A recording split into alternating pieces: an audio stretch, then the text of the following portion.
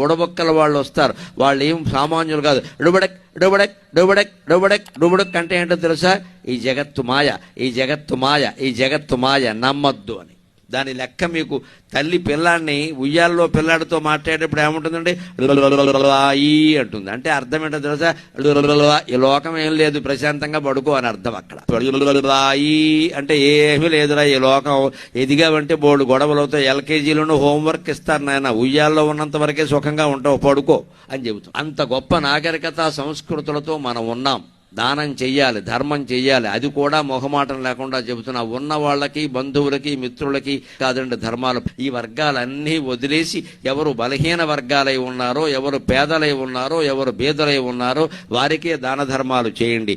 ఆ దానాన్ని, ధర్మాన్ని పుణ్యంగా మార్చుకుని ఈ లోకంలోనూ పరలోకంలోనూ కూడా ఆనందంగా ఉండండి. బుడబొక్కల వాళ్ళు వస్తారు, వాళ్ళు ఏం సామాన్యులు కాదు. డుబడక్ డుబడక్ డుబడక్ డుబడక్ డుబడక్ అంటే ఏంటో తెలుసా?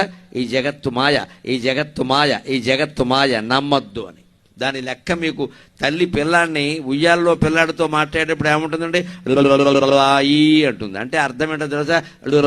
ఈ లోకం ఏం లేదు, ప్రశాంతంగా పడుకో అని అర్థం అక్కడ. ఈ అంటే ఏమీ లేదురా ఈ లోకం, ఎదిగావంటే బోర్డు గొడవలతో ఎల్కేజీలోనూ హోంవర్క్ ఇస్తారు నాయన, ఉయ్యాల్లో ఉన్నంత వరకే సుఖంగా ఉంటావు, పడుకో అని చెబుతాం. అంత గొప్ప నాగరికత సంస్కృతులతో మనం ఉన్నాం. దానం చెయ్యాలి, ధర్మం చెయ్యాలి, అది కూడా మొహమాటం లేకుండా చెబుతున్నా. ఉన్న వాళ్ళకి, బంధువులకి, మిత్రులకి కాదండి ధర్మాలు. ఈ వర్గాలన్నీ వదిలేసి ఎవరు బలహీన వర్గాలై ఉన్నారో, ఎవరు పేదలై ఉన్నారో, ఎవరు బీదలై ఉన్నారో వారికే దాన ధర్మాలు చేయండి. ఆ దానాన్ని, ధర్మాన్ని పుణ్యంగా మార్చుకుని ఈ లోకంలోనూ పరలోకంలోనూ కూడా ఆనందంగా ఉండండి.